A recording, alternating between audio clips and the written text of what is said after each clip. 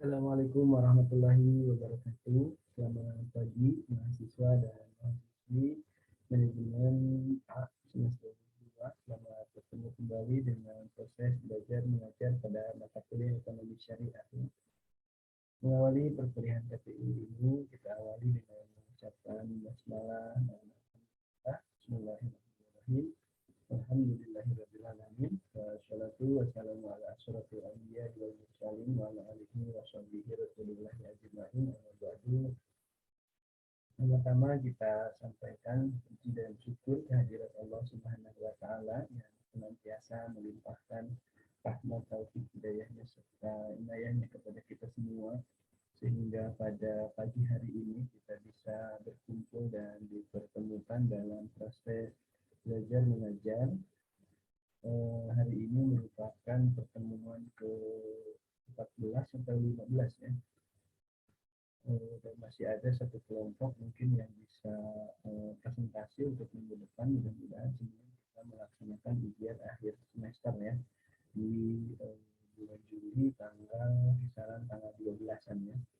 Mudah-mudahan pada pertemuan kita hari ini kita juga selalu diberikan kesehatan, keselamatan serta kemudahan dalam menyerap berbagai ilmu, wawasan, knowledge, kemudian kita diberikan kemampuan untuk bisa menyerap, mempelajari dan mengimplementasikan serta mengamalkan seluruh ilmu sehingga bisa bermanfaat bagi diri kita, keluarga, kemudian juga pada umumnya umat secara keseluruhan ya. Dan ini bisa mudah-mudahan bisa menjadi amal baik kita untuk bekal kita nanti di yaumil akhir. Selanjutnya salawat serta salam semoga tetap dicurahkan kepada baginda Habibana wa Nabiyana Muhammad Sallallahu Alaihi Wasallam, kepada keluarganya ya, sahabat-sahabatnya, tabi'in-tabi'innya serta seluruh umatnya yang selalu taat patuh terhadap ajaran beliau yang mudah-mudahan termasuk kita di antaranya. Kemudian pada pagi hari ini mahasiswa dan mahasiswi manajemen A setelah kemarin ya, saya kira di manajemen A ini kemarin kelompok 8 tidak melakukan atau tidak mengirimkan tugasnya, baik itu nilai presentasinya ya tidak ada, terutama kemudian juga tugasnya tidak ada sehingga dilewat. Dan kemarin kita mempelajari pada menggunakan istilahnya pembelajaran yang manajemen B ya sebelah. Nah hari ini karena rencana pembelajaran semester kita tidak bisa menunggu-nunggu, jadi kita melakukan langsung kelompok 8 sehingga tidak melakukan presentasi ya. Dan pembelajaran di kelas A kemarin ikut menyimak di kelas sebelah, yakni di kelas B. Nah sementara hari ini kita lanjut ke rencana pembelajaran berikutnya yaitu kelompok 9, di mana kelompok 9 ini akan membahas tentang pemberdayaan ekonomi rakyat yang berakar pada masyarakat. Sebenarnya hampir sama ya, kemarin kelompok 8 seharusnya itu pemberdayaan ekonomi umat ya melalui USP. Nah sekarang pemberdayaan ekonomi rakyat umat atau ekonomi berakar pada masyarakat. Artinya secara adat istiadat turun-menurun itu sudah terrealisasi. Nah, kemudian nanti bagaimana korelasinya, karena yang sudah pemberdayaan ekonomi yang sudah umat kita yang berakar pada etika, kemudian budaya masyarakat setempat ini, nanti hubungannya dengan ekonomi syariah, apakah ada yang bertentangan, ada yang sudah sesuai. Nah, seperti yang sudah sesuai, misalkan pemberdayaan ekonomi melalui misalkan akad gade ya, gade yang biasa di masyarakat ini ada gade seperti yang sudah lumrah, gade milik ini ya, tanah ya, seperti sawah, kebun itu digadaikan. Itu ada yang memang sudah berakar pada masyarakat, cuma dikaji secara syariah kaitannya dengan rahan itu bagaimana ya. Kemudian jual beli juga jelas ya, sebelum mungkin Islam hadir di abad ke-4 gitu kan, di Indonesia itu budaya masyarakat sudah ada yang dengan jual beli ya, atau bahkan sebelumnya mungkin barter. Nah, apakah prinsip jual beli ini sini dikaji dari sistem syariah, banyak yang sudah sesuai, tidak bertentangan, tapi ada juga yang bertentangan. Seperti secara adat kita sering menyimak ya di masyarakat, jual beli seperti ijon, tengkulak ya. Jadi dibeli kebunan gitu kan, si buah-buahan itu dibeli kebunan. Padahal kita tidak pernah tahu kan bahwa buah-buahan itu akan dipanen banyak ataupun sedikit ya. Walaupun secara syariat mungkin daun dan bunganya berbuah lebat, tetapi kan kepastian itu hanya milik Tuhan ya. Belum tentu juga, jangan-jangan mau dipanen ada yang nyolong, kemudian juga ada habis sama sekawanan kelelawar misalkan, sehingga mengakibatkan panennya tidak banyak dan itu sudah dibeli, sehingga di sini yang diuntungkan adalah yang punya kebun dalam hal ini sebagai penjual ya. Nah, kemudian si pembeli atau sebut saja bandar, pengepul itu merasa rugi karena sudah dilakukan jual beli secara yang memang adat kebiasaan. Nah, ini jika dikaji dari syariah ini tidak boleh karena ada yang mengakibatkan, istilahnya ada yang senang, ada juga yang memang tidak menyenangi ya, jadi tidak win-win, tidak sehingga terjadi win loss. Selalu ada yang bergembira, selalu ada yang senang. Sebaliknya jika memang objek yang dijual belikan tadi secara kebunan tadi ternyata buahnya lebat, kemudian memanen sampai beberapa kali, dari sini yang merasa diuntungkan ya jelas pembeli ya, dalam hal ini bandar atau pengepul. Kemudian yang merasa dirugikan adalah si penjual atau yang punya kebun, bahkan mungkin anaknya saja yang mungkin menginginkan satu buah saja untuk dimakan, ini tidak bisa karena sudah dijual secara keseluruhan kepada penjual atau pengepul. Nah, pembeli atau pengepul. Nah, transaksi seperti ini ya memang merupakan pemberdayaan ekonomi rakyat ya, karena di sini terjadi jual beli, kemudian transaksi ekonomi ya. Cuma yang sudah berakar pada masyarakat di sini mungkin tidak atau kurang sesuai dengan prinsip syariah ya, di mana di sini akan terjadi ketimpangan antara yang senang dengan yang sedih ya, seperti itu. Termasuk juga dalam jual beli ada yang sistem ini, misalkan beli ikan sekolaman gitu ya, misalnya di Bajong ya, sekolah itu misalkan 10 juta. Kita tidak pernah tahu juga kan hasil panen tangkapannya di dalam itu seperti apa gitu. Nah, ini juga tidak baik ya, dan ini memang sudah mengakar di masyarakat, sudah lama ya, sudah menjadi adat. Tetapi jika dikaji dalam syariah ini tidak boleh ya, karena nanti kalau hasil panennya sedikit, nah yang mengakibatkan si pengepul atau pembeli tadi, si bandar tadi merasa dirugikan. Sebaliknya jika banyak ternyata tangkapannya, nah si penjual yang punya kolam yang merasa dirugikan, ternyata ikannya banyak sekali. Nah, yang baik yang bagaimana? Nah, nanti misalkan boleh uang duluan, tapi ada spesifikasinya. Misalkan untuk ikan mas dihargai 25.000, untuk ikan mujair 20.000. Nah, ini uangnya serahin 10 juta dulu. Nanti kalau tangkapan ikannya ternyata cuma sedikit, ya tinggal dikalikan saja. Untuk ikan emas dikali 25.000, untuk ikan nila misalkan dikali 20.000. Nah, adapun nanti pas dipanen ada tangkapan ikan nilam, ikan tawes dan lain sebagainya, itu berarti di luar transaksi, jadi tidak boleh dibawa juga sama si bandarnya. Sebaliknya nanti ya pas panen ikan emas sama ikan nila, misalkan dapatnya 2 kilo, ya tinggal 25.000 dikali 2 kilo, 20.000 dikali 2 kilo, berarti cuma 50 sama 40, 90.000. Adapun uang 10 juta yang sudah masuk berarti harus dikembalikan, atau kalau memang uangnya sudah kepakai sama yang punya kolam atau penjual, maka di musim panen yang akan datang dia punya hutang untuk sekian kilogram ikan emas dan sekian kilogram ikan nila. Begitu saja, sehingga tidak ada yang dirugikan. Kalaupun sedikit, ya sedikit lagi juga uang bisa kembali. Kalau memang tangkapannya banyak, ya yang diambil hanya sesuai dengan harga yang diberikan saja. Gitu. Jadi tidak lantas dibawa semua.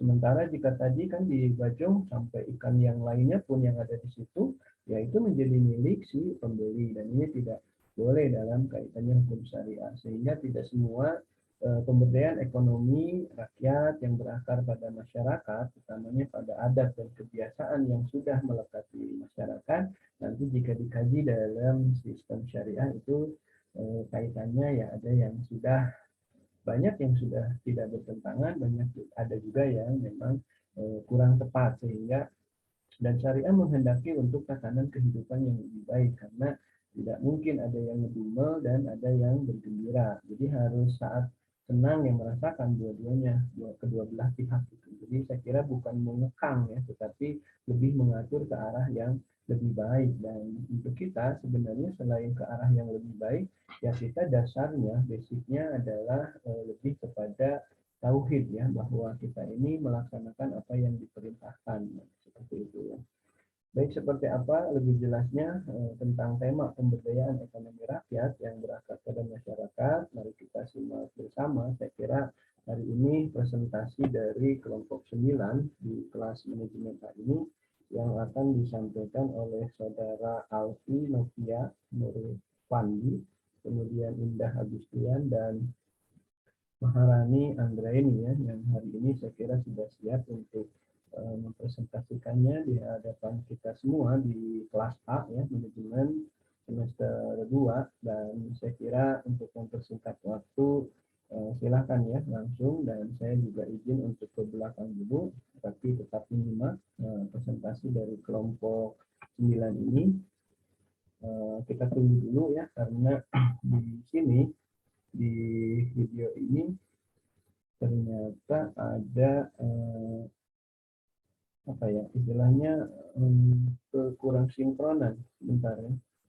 Nah ini ternyata sudah ini ya. Jadi silahkan kepada kelompok 9 rekan Alfi Nurfandi, kemudian Indah Agustian dan Maharani Anggreni dengan NIM ya, nomor induk mahasiswa Maharani D121045577, kemudian Alfi D121045533 dan Indah Agustian D121045521. Ini semuanya NPM-nya tahun 2021 ya. Baik, silahkan untuk mempresentasikan di hadapan rekan-rekan mahasiswa manajemen A semester 2 ini. Assalamualaikum warahmatullahi wabarakatuh. Selamat pagi. Yang terhormat Bapak Sukmayadi selaku dosen pengampu pada mata kuliah Ekonomi Syariah Islam dan teman-teman kelas manajemen A yang berbahagia.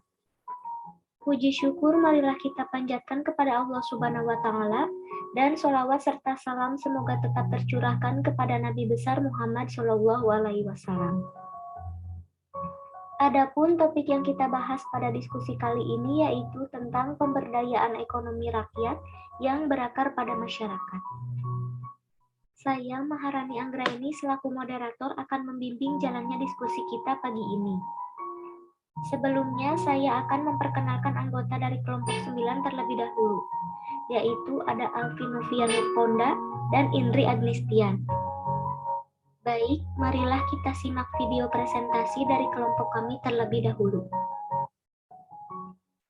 Yang pertama, ada pengertian pemberdayaan ekonomi. Pemberdayaan ekonomi diartikan sebagai upaya peningkatan kemampuan masyarakat, miskin, marginal, terpinggirkan, untuk menyampaikan pendapat dan atau kebutuhannya, pilihan-pilihannya, berpartisipasi, berorganisasi, mempengaruhi dan mengelola kelembagaan masyarakatnya secara bertanggung gugat atau accountable demi perbaikan kehidupannya. Pemberdayaan itu memberikan kekuatan kepada orang-orang yang tidak mempunyai daya atau yang tidak berdaya mampu memiliki kemampuan untuk mengubah dirinya, baik secara individu ataupun bersama, untuk mempunyai kekokohan dan menjadi berdaya, sehingga mempunyai pengaruh agar selalu meningkatkan kualitas hidupnya. Assalamualaikum warahmatullahi wabarakatuh. Perkenalkan, saya Indri Agnistian dengan NPM D121045526. Di sini, saya akan menjelaskan tentang dasar hukum pemberdayaan ekonomi. Yang pertama yaitu Al-Quran. Allah Subhanahu wa Ta'ala berfirman dalam surat Al-A'raf ayat 10 bahwa telah menempatkan manusia di muka bumi dan telah menjadikan penghidupannya di dunia. Ayat ini kaitannya dengan tamkin atau pemberdayaan adalah manusia telah diciptakan oleh Allah di bumi agar berusaha. Dalam sebuah hadis Rasulullah SAW juga menjelaskan bahwa Allah sangatlah menyukai orang-orang yang bersyukur kepadanya atas nikmat yang telah diberikan. Allah telah menciptakan manusia di bumi dengan segala kebaikannya dan juga memberikan kepahaman dan pengetahuan kepada manusia sebagaimana hal ini Allah berfirman dalam surat Al-Baqarah ayat 296. Kedua, tentang al-hadis. Hadis-hadis di bawah ini menjelaskan untuk menolong dan membantu kaum-kaum yang tidak berdaya, yaitu orang miskin. Orang miskin adalah orang yang tidak berdaya karena tidak dapat menentukan kehidupannya menjadi lebih baik. Adapun hadis yang kaitannya dengan konsep pemberdayaan yaitu hadis Ibnu Majah. Dalam kaitannya dengan pemberdayaan ekonomi, pemimpinlah yang memberikan kebijakan dan program pemberdayaan tersebut sehingga harus memberikan kebijakan sesuai kebutuhan masyarakat. Sasaran dan kebijakan tersebut tidak memberatkan rakyatnya. Hal ini diterangkan dalam hadis riwayat Muslim. Selanjutnya, pemberdayaan ekonomi juga dapat terrealisasi jika terjadi kerjasama antara orang atau dengan lainnya. Dalam kerjasama tersebut haruslah tercipta rasa kebersamaan, rasa saling mengasihi dan saling percaya. Baik, saya Alvina Ponda. Di sini saya akan menyampaikan materi mengenai konsep jaminan sosial dalam pengentasan kemiskinan. Poin yang pertama, negara sebagai penggerak dalam jaminan sosial. Islam telah menugaskan negara untuk menyediakan jaminan sosial guna memelihara standar hidup seluruh individu dalam masyarakat Islam. Lazimnya negara menunaikan kewajibannya ini dalam dua bentuk. Kedua bentuk itu yaitu, yang pertama, negara memberi individu kesempatan yang luas untuk melakukan kerja produktif, sehingga ia bisa memenuhi kebutuhan hidupnya dari kerja dan usahanya sendiri. Namun, ketika seorang individu tidak mampu melakukan kerja produktif dan memenuhi kebutuhan hidupnya dari usahanya sendiri, atau ketika ada keadaan khusus di mana negara tidak bisa menyediakan kesempatan kerja baginya, maka berlakulah bentuk kedua. Bentuk kedua ini yaitu di mana dalam keadaan khusus tersebut, negara mengaplikasikan prinsip jaminan sosial dengan cara menyediakan uang dalam jumlah yang cukup untuk membiayai kebutuhan individu tersebut dan untuk memperbaiki standar hidupnya. Menurut ilmu ekonomi Islam, negara memiliki peran penting dalam perekonomian. Para ulama dan pakar ekonomi Islam sepanjang sejarah telah membahas peran penting negara dalam perekonomian. Menurut para ulama, dalam ekonomi Islam, negara memiliki kekuasaan yang paling luas untuk melaksanakan tugas-tugas tersebut, dengan syarat bahwa tugas itu dilaksanakan dengan cara demokratis dan adil. Segala keputusan diambil sesudah bermusyawarah, secukupnya dengan wakil-wakil rakyat yang sebenarnya. Meskipun Islam memberikan peranan kepada negara secara luas, hal itu tidak berarti bahwa konsep ekonomi telah mengabaikan kemerdekaan individu. Akan tetapi, rakyat juga mempunyai kewajiban untuk tunduk dan menjalankan segala peraturan dan perintah dari pemerintah, selama tidak bertentangan dengan hukum Allah dan Rasul. Poin yang kedua, yaitu sistem jaminan sosial. Jaminan sosial menjadi rukun ekonomi Islam. Sebagian orang menyangka bahwa aturan jaminan sosial dalam Islam hanya sebatas pada jaminan hak-hak yang bersifat pokok dan penting bagi kehidupan individu atau kelompok. Selain itu juga bersandar pada aspek-aspek tertentu saja seperti berbuat baik dan bersedekah kepada fakir miskin, orang yang membutuhkan, dan kaum du'afa. Namun, pemahaman takaful dalam Islam lebih komprehensif. Adapun sistem jaminan sosial dalam Islam mencakup 1. Pembinaan individu dan pembentukan kepribadiannya di masyarakat. Setiap individu diperintahkan untuk bekerja dengan kemampuannya. Mencari nafkah merupakan senjata utama untuk menangani kemiskinan. Islam memberikan motivasi yang mendorong gairah kerja dan berusaha serta menggantungkan harapannya hanya kepada Allah Subhanahu wa Ta'ala. Yang kedua, hubungan antar keluarga dan manajemennya. Islam mewajibkan orang-orang kaya agar memberikan nafkah kepada keluarga yang miskin. Berarti Islam meletakkan modal pertama sosial. Yang ketiga, pengaturan hubungan sosial kemasyarakatan. Sungguh Islam telah menegakkan sistem jaminan antar individu dengan masyarakat yang masing-masing memiliki kewajiban terhadap yang lain, baik dalam kepentingan individu atau bersama. Yang keempat, pengaturan transaksi keuangan dan hubungan-hubungan yang bersifat ekonomi. Bentuk-bentuk seperti sedekah dan perbuatan baik lainnya merupakan sebagian sarana dari sistem jaminan sosial tersebut. Dengan demikian, sistem al-takaful atau jaminan sosial dalam Islam tidak hanya terbatas pada bantuan-bantuan yang bersifat keuangan seperti tanggung jawab sosial, asuransi, dan asuransi sosial. Aspek-aspek kemiskinan. Yang pertama ada aspek madiyah atau materi. Kemiskinan aspek materi adalah ketidakmampuan untuk mencukupi dan memenuhi kebutuhan dasarnya sehingga perlu dibantu oleh orang lain. Adapun kebutuhan dasar bagi penyandang kemiskinan yang banyak disebutkan dalam Al-Quran adalah kebutuhan pangan. Yang kedua ada aspek ma'nawiyah atau non-materi. Kemiskinan dari non-materi adalah kemiskinan yang menimpa jiwa dan rohani, termasuk karakter atau mental. Dalam kondisi ini, manusia memiliki sifat-sifat buruk dan tercermin dalam bentuk sifat negatif seperti rendah diri atau kehinaan, kehilangan gairah atau pesimis, dan perasaan tidak puas dengan apa yang diperoleh dan tidak memiliki sifat seperti qanaah dan ridho. Pemberdayaan untuk mengatasi kemiskinan. 1. Pemberdayaan dilakukan dengan cara yang demokratis dan menghindari unsur paksaan. 2. Kegiatan pemberdayaan berdasarkan kebutuhan, masalah, dan potensi sasaran. 3. Sasaran pemberdayaan adalah sebagai subjek atau pelaku dalam kegiatan pemberdayaan. 4. Pemberdayaan berarti menumbuhkan kembali nilai, budaya, dan kearifan-kearifan lokal yang memiliki nilai luhur dalam masyarakat. 5. Kegiatan pendampingan atau pembinaan perlu dilakukan secara bijaksana, bertahap, dan berkesinambungan. Materi selanjutnya yaitu mengenai pemberdayaan ekonomi perspektif Peraturan Presiden Nomor 96 Tahun 2015 tentang percepatan penanggulangan kemiskinan. Yang pertama, kesejahteraan sosial berdasarkan Undang-Undang Dasar 1945. Negara Indonesia adalah negara hukum. Dengan demikian, negara Indonesia telah memiliki landasan yuridis yang kuat dalam peranannya melaksanakan pembangunan. Penjelasan Undang-Undang Dasar tahun 1945 juga disebutkan bahwa Indonesia adalah negara yang berdasarkan atas hukum atau Rechtsstaat. Selanjutnya, pada pasal 27 ayat 2, Undang-Undang Dasar 1945 berbunyi sebagai berikut. Tiap-tiap warga negara berhak atas pekerjaan dan penghidupan yang layak bagi kemanusiaan.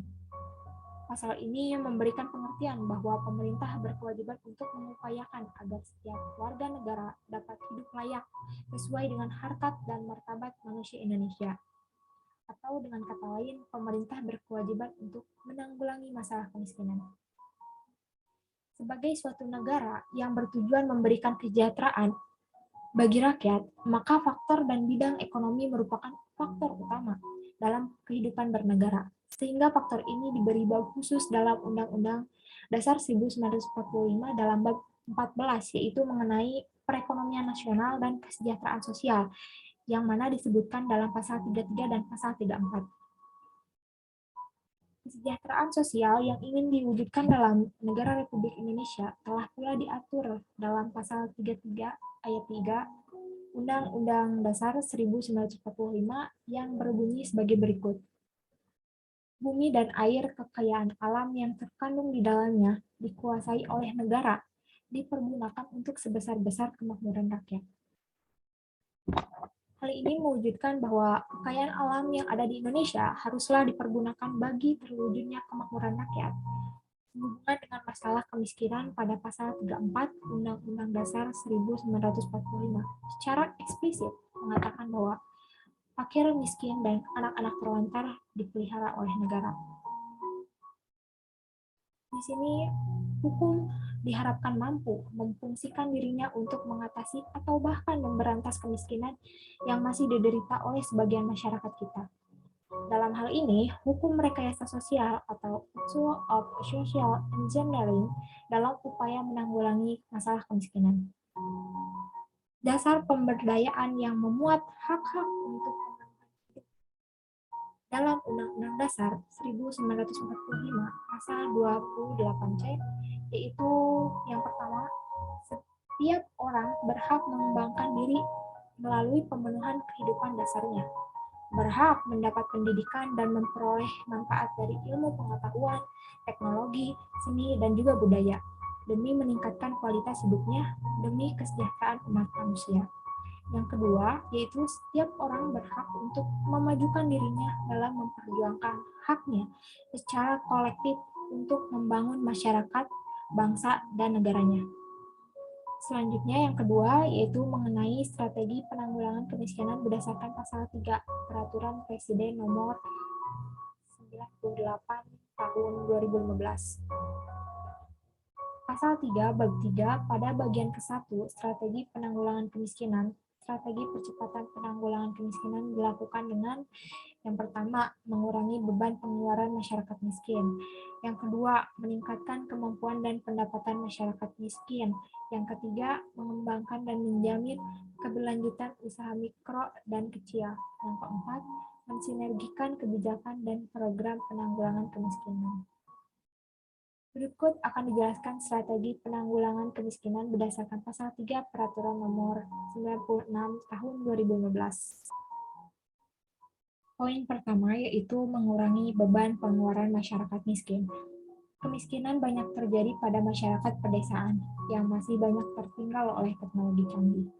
Masyarakat merupakan suatu sistem sosial yang paling tinggi.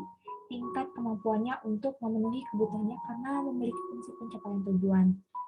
Strategi dengan mengurangi beban pengeluaran masyarakat miskin pastinya terlebih dahulu harus melihat pemenuhan dari kebutuhan pokok atau basic need masyarakat itu sendiri. Dalam hukum ekonomi ada hukum sosial, di mana yang berperan terutama dalam pemenuhan dasar yaitu kebutuhan pokok. Hukum ekonomi sosial harus bisa memainkan peranan untuk memberikan sumbangan berupa pemanfaatan dan pengelolaan yang efektif dari pembangunan atau pertumbuhan ekonomi guna pemerataan dan pemenuhan secara tepat.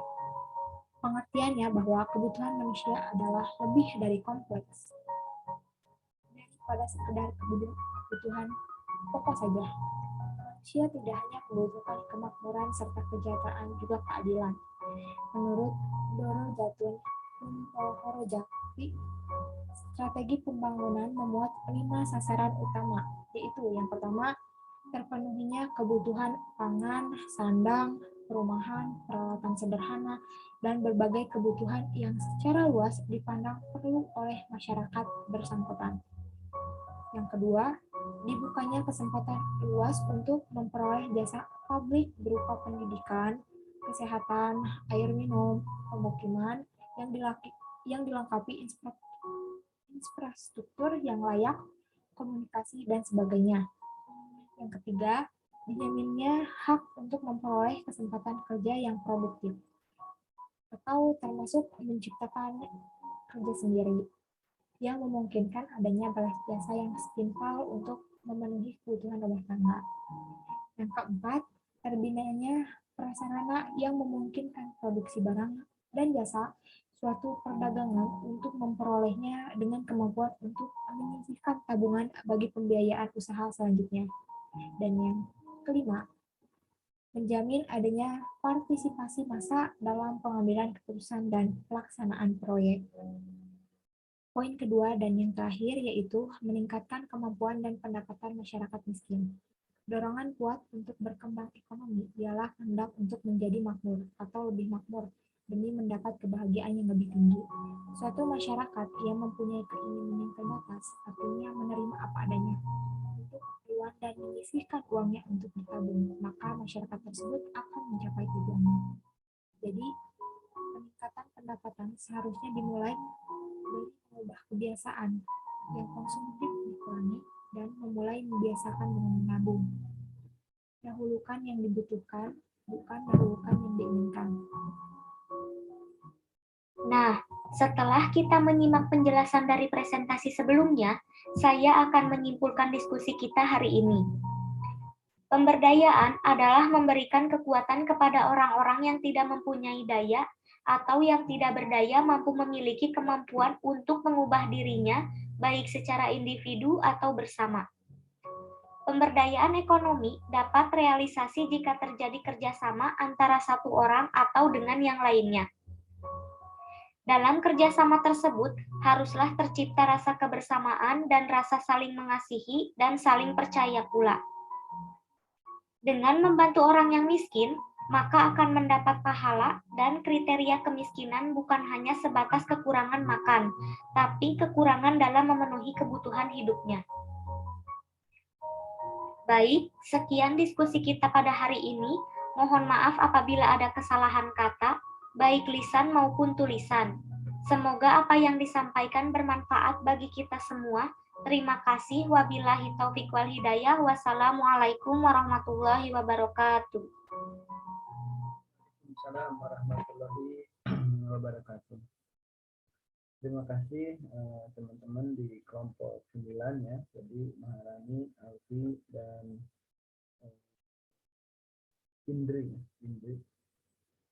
yang sangat sudah luar biasa ya. Ini materinya juga menyeluruh, komprehensif, sudah kena semua, dan saya kira bagus. Di kesimpulan juga kita sudah bisa mengulas kembali ya apa yang disampaikan dari pertama sampai akhir tadi, di mana program pemberdayaan ini adalah memberdayakan yang masih kurang berdaya menjadi berdaya, yang sudah berdaya juga semakin optimal pemberdayaannya, kemanfaatannya, jadi terus saja. Jadi program pemberdayaan ini tidak cukup nanti yang tidak berdaya sudah sampai berdaya saja, yang sudah berdaya pun tetap kan nanti, karena perkembangan berjalan berkembang terus, sehingga apa yang kemarin kita sebut sudah berdaya belum tentu juga, karena nanti kan hasil pemberdayaan itu belum tentu juga outputnya itu bisa diterima oleh masyarakat umum ya, karena perubahannya kan berubah terus. Mungkin dulu yang punya kerja atau yang punya apa ini disebut berdaya, sekarang juga tetap berdaya, cuma masih kurang berdaya karena mungkin output yang dikerjakannya masih kurang bermanfaat atau kurang bernilai di mata masyarakat, sehingga harus terus meningkatkan pemberdayaan kembali. Jadi tidak hanya terlepas di antara fakir maupun miskin saja ya, dan itu juga termasuk ya memang. Kemudian tadi juga bagus disampaikan dasar hukum, baik secara syariah, agama sudah menginginkan ya keberdayaan itu, bahkan tidak menyenangi orang-orang yang berleha-leha, kemudian malas-malasan ya, intinya harus produktif ini sehingga bisa berdaya. Nah, ini bagus. Kemudian juga pemerintah dari dasar kenegaraan tadi juga disampaikan ya, baik itu amanat undang-undang maupun permen, kepmen, dan lain sebagainya berbentuk perpres, bahkan sampai ke tingkat daerah bentuknya pergub, kemudian perbuk, dan mungkin perdes di setingkat desa ya, dalam upaya pemberdayaan ya. Jangan intinya semua harus produktif gitu ya. Kemudian juga dalam mengkonsumsi dan memproduksi kita harus paham, apalagi kita orang ekonomi, tadi bagus yang disampaikan siapa tadi, Indri atau Alfi, di mana dahulukan yang kita butuhkan, bukan yang kita inginkan. Karena jika bicara keinginan, ini tidak akan ada habis-habisnya ya. Nah, tapi utamakan yang kita butuhkan. Ya. Jadi kalau kita memang butuh kendaraan untuk pergi ke kampus misalkan. Nah, di situ ya kita pada saat kita sudah punya motornya Beat misalkan ya, jangan kan itu juga sudah menyelesaikan kebutuhan ya. Jadi artinya kita ke kampus tidak telat lagi karena harus nunggu angkot, harus nunggu Gojek ya, karena kita punya sendiri, kemudian lebih efisien karena secara BBM itu lebih irit gitu kan, dan lain sebagainya.